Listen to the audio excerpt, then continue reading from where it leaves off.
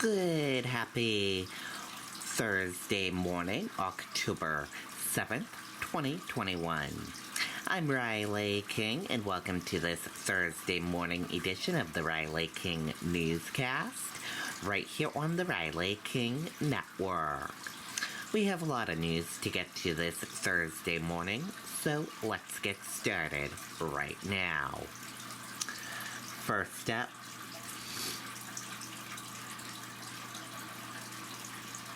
witness captures arrest on video after I-89 chase ends with crash in Bow. Let's take a listen to that video from WMUR News 9. There'll be hogs and goats and geese and sheep and all the chowder you can eat in a big parade with floats and marching bands. Horses come. With guns drawn, state troopers surround a driver who they say led them on a high-speed chase across several towns. Investigators say 35-year-old Jeffrey Dennis was driving 94 miles per hour on Interstate 89, weaving in and out of traffic. I heard about maybe 5 or 6 sirens, and they're getting louder and louder. And then suddenly I heard a screech and a bunch of tires skipping. Kevin Driscoll was in his yard when he says the red Honda Accord came barreling down Tyler Road in Bow. And you could hear him skipping down the road. I don't think he expected such a quick intersection, and I think it caught him off guard. Driscoll recorded those tense moments. I saw maybe about 4 or 5 state troopers with telling someone to get on the ground. The suspect obeying officers' commands and taken into custody quickly. We trained for de-escalation type situations, and in this situation, it worked out in everyone's favor. Tonight, our camera captured Dennis being taken away to state prison. Officials say he was violating his parole. Among the charges he now faces, reckless conduct in operation and disobeying a police officer. Investigators say he tried to elude officers by getting off and back on the highway.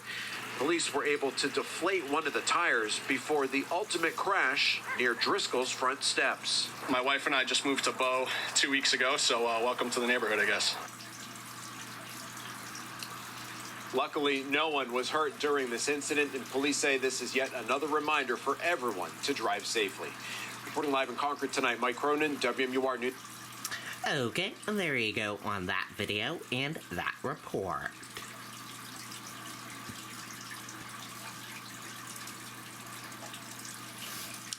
New Hampshire State Representative resigns as committee chair after sharing controversial document about COVID-19 vaccine.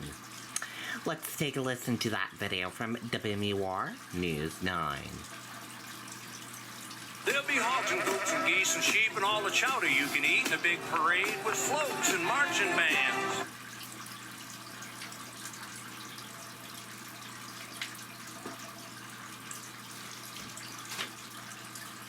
Representative Ken Weiler is resigning from House Republican leadership. This after he shared a document with the fiscal committee he chaired to try to bolster his contention that $27 million in federal funding to push the COVID-19 vaccine is unnecessary. But that document contained wild conspiracy theories, alleging tentacled creatures in the vaccines. It also featured blatant anti-Catholic bigotry.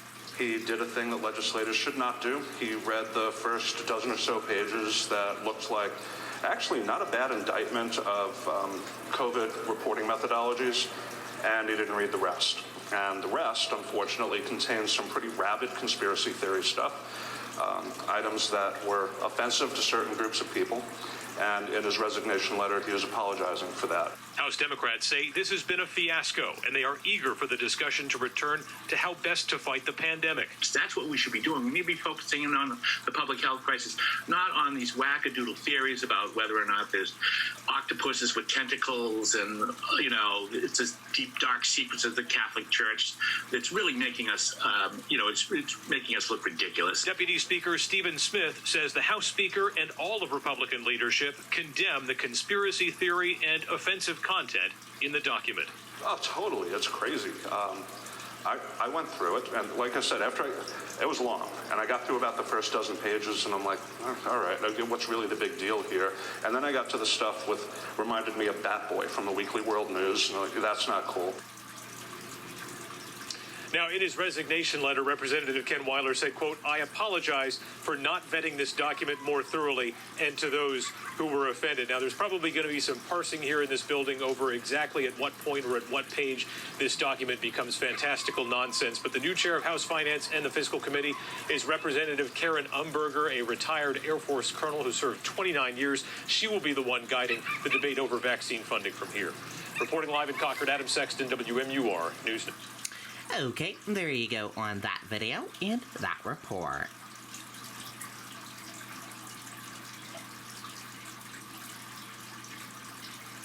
Three additional deaths related to COVID-19 in New Hampshire. 486 new cases announced by officials. Let's take a listen to that video from WMUR News 9. There'll be hogs and goats and geese and sheep and all the chowder you can eat in a big parade with floats and... And turning to the pandemic in New Hampshire, there are 486 new cases to report tonight. That includes 86 from a backlog from the last few days. Active infections jumped by almost 200 to 3,600. There are 3 new deaths and current hospitalizations. It's up slightly to 132. Okay, and there you go on that video and that report.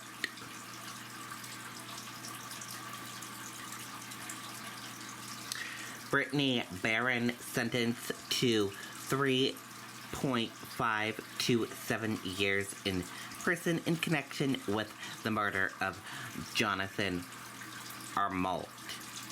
Barron's husband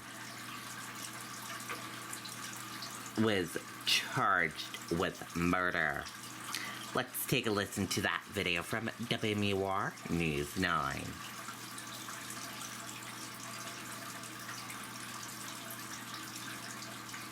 There'll be hogs and goats and geese and sheep and all the chowder you can eat in a big parade with floats and marching bands.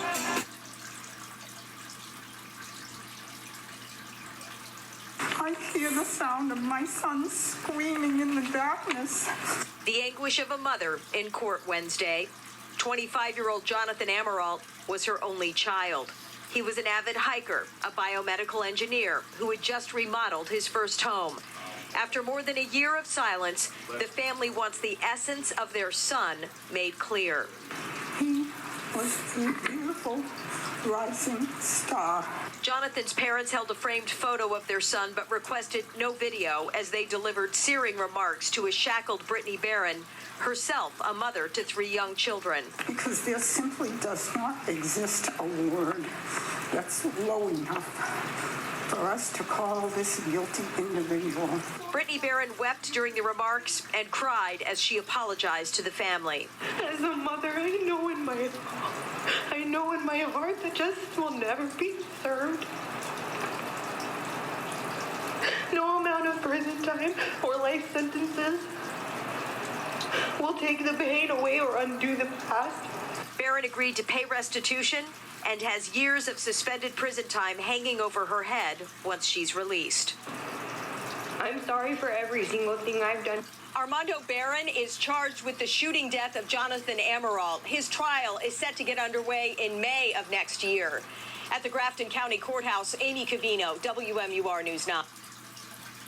Okay, and there you go on that video and that report.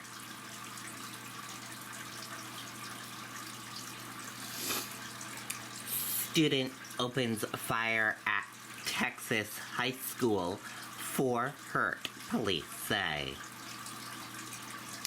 An 18-year-old student opened fire during a fight at his Dallas area high school on Wednesday, injuring 4 people and then fleeing before being taken into custody hours later, authorities said. Timothy George Smithpikins was taken into custody without incident, the Arlington Police Department tweeted. He was booked in the Arlington jail on 3 counts of aggravated assault with a deadly weapon and is being held on $75,000 bail.